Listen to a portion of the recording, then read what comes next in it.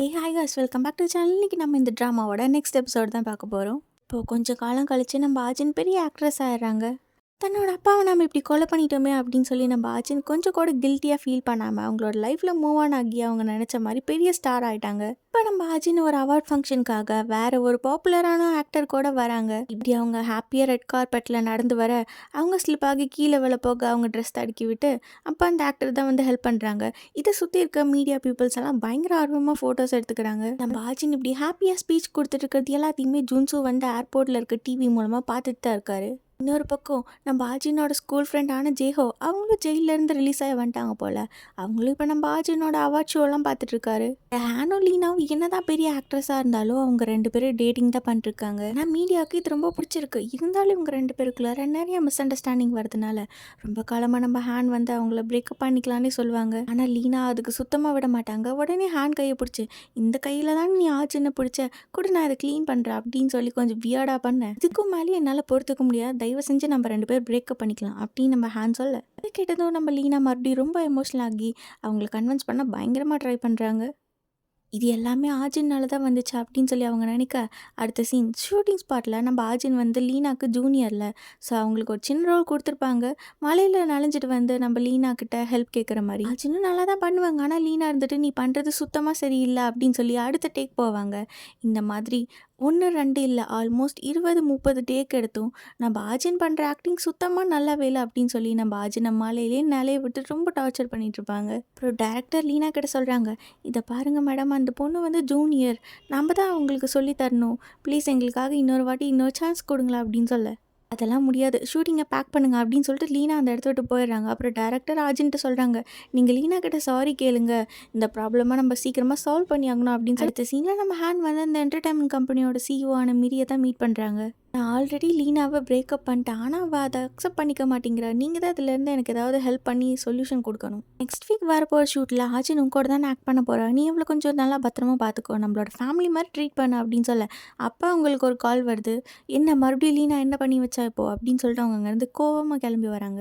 Already ஒரு time நீ குடிச்சிட்டு வண்டி ஓட்டி ஆக்சிடென்ட் பண்ணி, ஆனால் அது நீ பண்ணல, வேற ஒருத்தவங்க தான் பண்ணாங்க அப்படின்னு சொல்லி டோட்டல் கதையும் மாற்றணுமே.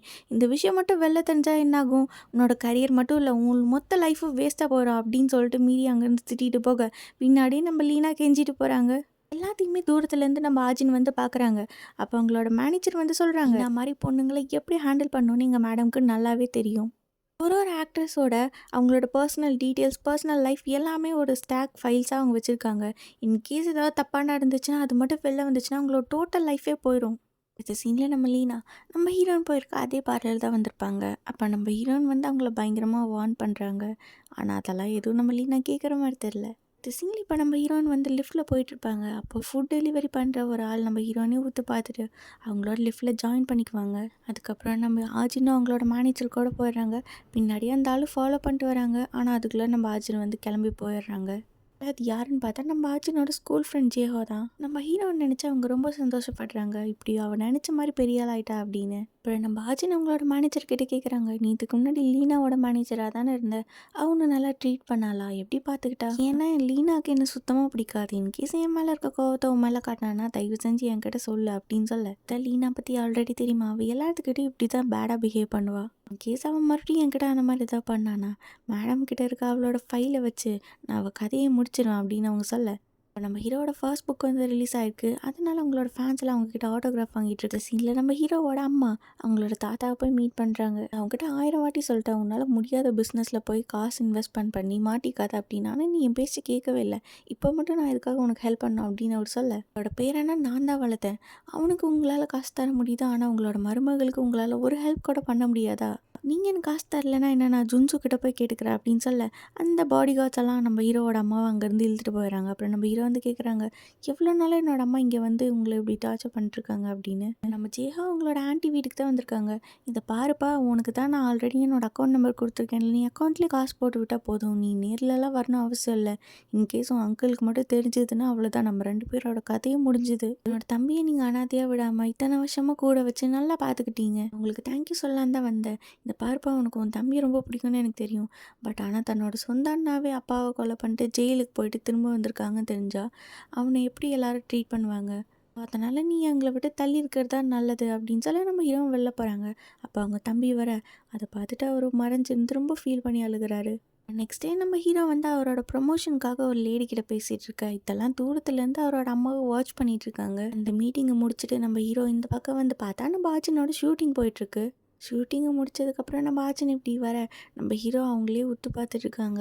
நம்ம ஹீரோ கண்ணில் தண்ணியே வந்துடுது. இதை பார்த்ததும் நம்ம ஹீரோவோட அம்மா அந்த இடத்த விட்டு கூப்பிட்டு போயிடுறாங்க.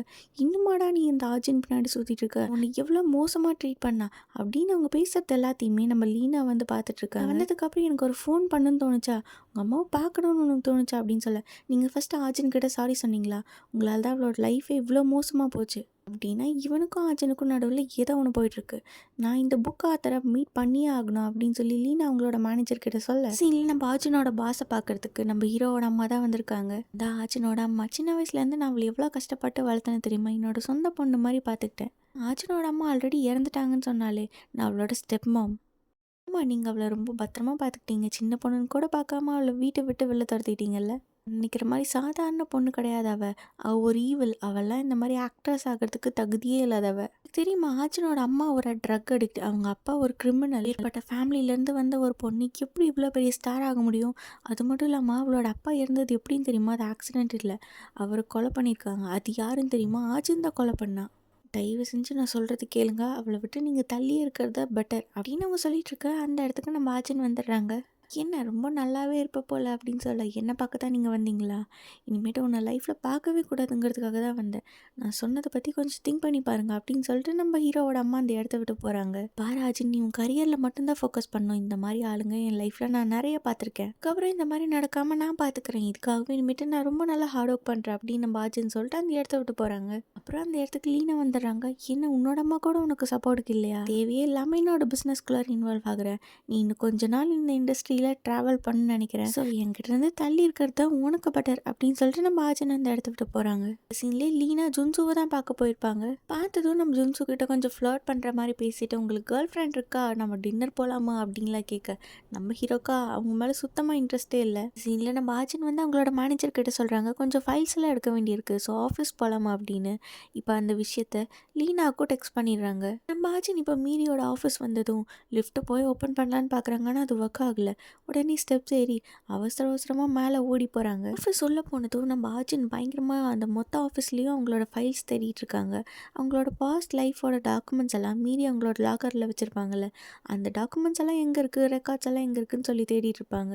இப்போ இன்னொரு சீக்ரெட் ரூம் மாதிரி இருக்கும், அதுக்குள்ளே ஒரு லாக்கர் இருக்க, அதை ஓப்பன் பண்ணலான்னு ட்ரை பண்ணிருப்பாங்க. பாஸ்வேர்டு நம்ம ஹீரோனுக்கு தெரியாது. அப்போ பின்னாடி லீனா வந்து இந்த ஃபைல்ஸாக தேடிட்டு இருக்கா அப்படின்னு சொல்லி அந்த ஃபைல்ஸை காட்ட, நம்ம ஹீரோனும் அவங்க பின்னாடியே வந்து ப்ளீஸ் அந்த ஃபைல்ஸ் என்கிட்ட கொடுத்துறேன் அப்படின்னு அவங்ககிட்ட ரொம்ப கெஞ்சிட்டு இருக்காங்க.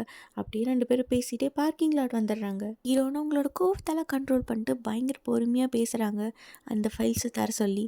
இப்போ என்ன, உனக்கு உன் டாக்குமெண்ட்ஸ் தானே வேணும், ஒழுங்காக முட்டி போட்டு என் காலில் விழுந்து மன்னிப்பு கேளு, கண்டிப்பாக நான் உனக்கு தரேன் அப்படின்னு சொல்ல, ஹீரோ நான் என்ன பேசுறதுனே தெரியாமல் அவங்கள அப்படியே முறைச்சி பார்த்துட்டு இருக்காங்க. நீ மட்டும் என் காலில் விழுந்து சாரி சொன்னால் கண்டிப்பாக உன்னோட டாக்குமெண்ட்ஸ் உனக்கு கிடைக்கும் அப்படின்னு சொல்லி லீனா ரொம்ப நம்ம ஹீரோயினை மட்டன் தட்டி பேச, நம்ம ஹீரோயினா இன்னும் முறைச்சிட்டே இருக்காங்க. அதை பார்த்து தான் அந்த டாக்குமெண்ட்டை வச்சு நம்ம ஹீரோனை போட்டு பயங்கரமாக அடிக்கிறாங்க.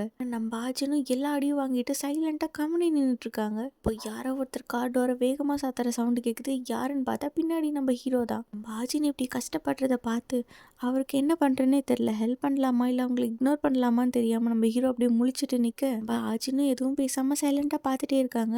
அதுக்கப்புறம் லீனாவும் நம்ம ஹீரோவும் அந்த இடத்த விட்டு போயிடுறாங்க. நான் பண்ணது தப்புன்னு நினைக்கிறீங்களா அப்படின்னு லீனா வந்து நம்ம ஹீரோ கிட்ட கேட்க, என்னதான் இருந்தாலும் நீ அவளை இவ்வளோ ஹர்ட் பண்ணியிருக்க கூடாது அப்படின்னு சொல்ல, அவள் பண்ணுற விஷயத்துக்கெல்லாம் இது தேவைதான், அவள் நார்மலான பொண்ணு கிடையாது, அவள் ஈவல். அதான் ரீசெண்டாக எனக்கும் ஹேனுக்கும் பிரேக்கப் ஆச்சு, ஒரு வேளை நான் உங்களோட க்ளோஸாக இருக்கிறத பார்த்தா மேபி அவன் திரும்ப என்கிட்டே வரலாம், ஸோ அதுக்காக எனக்கு கொஞ்சம் ஹெல்ப் பண்ண முடியுமா அப்படின்னு லீனா கேட்க, அடுத்த சீனில் நம்ம ஆஜின் ஜுன்சுவோட புக்ஸ் தான் வாங்கி படிச்சுட்ருக்காங்க.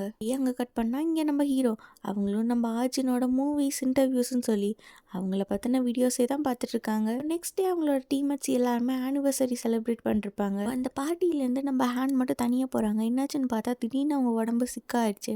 டேப்லெட் எடுத்து போடலான்னு பார்த்தா அவங்க கை ஸ்லிப்பாக கீழே வந்துருச்சு. கீழே விழுந்த டேப்லெட்டை கூட எடுக்க முடியாத அளவுக்கு அவங்க கஷ்டப்பட அந்த இடத்துக்கு நம்ம ஆஜின் தான் வந்து அவங்களுக்கு ஹெல்ப் பண்ணுறாங்க. ஜூவியும் இந்த பார்ட்டிக்கு லீனா தான் இன்வைட் பண்ணியிருப்பாங்க. அந்த இடத்துல இவங்க 2 பேரும் ஏதோ ரியல் கப்பல்ஸ் மாதிரி சுற்றிட்டு இருக்க அவங்க இப்போ நம்ம ஹீரோயின் கிட்ட வந்து இன்ட்ரடியூஸ் பண்ணுறாங்க. இதுதான் ஜுன்சு என்னோட பாய் ஃப்ரெண்ட் அப்படின்னு சொல்ல நம்ம ஹீரோனும் முன்ன பின்ன பார்க்காதவங்க மாதிரி 2 பேரும் இன்ட்ரடியூஸ் பண்ணிக்கிறாங்க. அந்த கம்பெனியோட ஆனிவர்சரியில் ஸோ ஸ்டார்ட் பண்ணதுலேருந்து அவங்களோட க்ரோத்து அப்ஸ் அண்ட் டவுன்ஸ்னு சொல்லி எல்லாமே ஒரு வீடியோவை எடுத்து போட இல்லை நம்ம ஹீரோயின் டெபியூட் ஆனதுலேருந்து அவங்க கம்பெனியை பற்றின டாக்குமெண்ட்ரி மாதிரி ஒரு ப்ரெசன்டேஷன் போட்டிருப்பாங்க. அதுக்கு நடுவில் லீனா வந்து நம்ம ஹீரோனை பார்க்கிங் லாட்டில் போட்டு பயங்கரமாக அடிச்சிருப்பாங்கல்ல அந்த வீடியோ வர அதை பார்த்ததும் அங்கே இருக்க கெஸ்ட் எல்லாம் பயங்கரமாக ஷாக் ஆகுறாங்க. அதை பார்த்துட்டு நம்ம ஹீரோனோட சிஇஓ ஷாக் ஆக அப்புறம் அவங்க ஸ்டேஜில் போய் சொல்கிறாங்க, என்னோட அடுத்த மூவிக்கான கிளிம்ஸ் தான் இது, எப்படி என்னோட ஆக்ட்ரஸ் எல்லாம் அப்படியே ரியாலிட்டியாக ஆக்ட் பண்ணியிருக்காங்க பார்த்தீங்களா அப்படின்னு சொல்ல அப்புறம் தான் கெஸ்ட் எல்லாம் கொஞ்சம் நார்மல் ஆகுறாங்க. ஆக்சுவலாக அந்த அன்றைக்கி நம்ம ஹீரோனோட மேனேஜர் தான் அங்கே நடந்து எல்லாத்தையுமே வீடியோ எடுத்திருப்பாங்க. எல்லாமே நம்ம ஹீரோனோட பிளான் தான். அப்புறமா நம்ம ஹீரோயின் வந்து லீனா கிட்ட தனியாக போய் சொல்கிறாங்க. அப்புறமா நம்ம ஆஜின் வந்து லீனா கிட்ட சொல்கிறாங்க, இதுக்கப்புறமும் நீ என்னை டிஸ்டர்ப் பண்ணனா உன் லைஃப் நரகத்தை விட மோசமாக இருக்கும். என்னை பார்த்தாலும் பாவமாக தான் இருக்குது, சரி போன போகுதுன்னு நான் உனக்கு ஒரு சான்ஸ் தரேன், நீ முட்டி போட்டு என் காலில் விழுந்து மன்னிப்பு கேளு அப்படின்னு சொல்லி லீனா வந்து நம்ம ஆஜின் எப்படி ட்ரீட் பண்ணாங்களோ அதை விட அதிகமாக நம்ம ஹீரோயின் வந்து அவங்கள போட்டு பயங்கரமாக கலாய்ச்சி திட்டிகிட்டு இருக்காங்க. நம்ம ஹீரோயின் அங்கே பேசிட்டு வெளில வரப்போ, என்ன மேடம் பார்த்து ரொம்ப நாள் ஆச்சு, பெரிய ஸ்டார் ஆகிட்டீங்க போலே. ஆஜினோட கேஸை பாஸ்டில் இன்வெஸ்டிகேட் பண்ண டிடெக்டிவ் இப்போ வெயிட்ரஸ் கெட்டப்பில் நம்ம ஹீரோயின்ட்ட வந்து பேசுகிறாங்க. அதனால எனக்கு லைஃப் போச்சு, வேலை போச்சு, கிம் முன்னாள் இப்போ ஜெயிலில் கஷ்டப்பட்டுட்டு இருக்காரு, ஆனால் நீ இங்கே பெரிய ஸ்டார் ஆகி எல்லாத்துக்கு முன்னாடி ரொம்ப நல்ல மாதிரி சூப்பராக ஆக்டிங் பண்ணிகிட்ருக்க, நீ பண்ணதுக்கெல்லாம் அவ்வளோ சீக்கிரம் உன்னை நான் விட்டுருவேனா ஈஸியாக அப்படின்னு சொல்ல நம்ம ஹீரோயினுக்காக கஷ்டப்பட்டு கோவத்தை கண்ட்ரோல் பண்ணிருக்காங்க. இது எல்லாத்தையுமே தூரத்துலேருந்து நம்ம ஹீரோவும் பார்க்குறாங்க. யார் இந்த ஆள் ஆஜின் கிட்ட பேசிகிட்டு இருக்கா அப்படின்னு சொல்லி லீனா அந்த ஆளை ஃபோட்டோ எடுத்து யாருக்கோ ஃபோன் பண்ணி கேட்குறாங்க, இந்த ஆள் பற்றின டீட்டெயில்ஸ் எல்லாம் எனக்கு வேணும் அப்படின்னு. லீனா இப்படி பண்ணுறதெல்லாம் தூரத்துலேருந்து நம்ம ஜுன்சுவும் பார்த்துட்ருக்காங்க. அந்த ஈவெண்ட் முடிஞ்சதும் இப்போ நம்ம ஹீரோயின் வந்து ஜுன்சு வீட்டுக்கு தான் வந்திருக்காங்க. ஜுன்சுவை பார்த்ததும் நம்ம ஹீரோயின் எதுவும் பேசாமல் ஹக் பண்ணிட நம்ம ஹீரோயின் மேலே இருந்த எல்லா கோவமும் போய் அவங்கள திரும்ப ஹக் பண்ணிக்கிறாங்க. நான் இல்லாமல் நீ ரொம்ப கஷ்டப்பட்டேன்னு தெரியும், நானும் உன்னை ரொம்ப மிஸ் பண்ணேன், ஆனால் இப்போ நான் ஹேனை லவ் பண்ணும், அதுக்கு நீ தான் எனக்கு ஹெல்ப் பண்ண பாஜின்னு சொல்ல இதை கேட்டதும் நம்ம ஹீரோக்கு மனசே உடஞ்சிருது.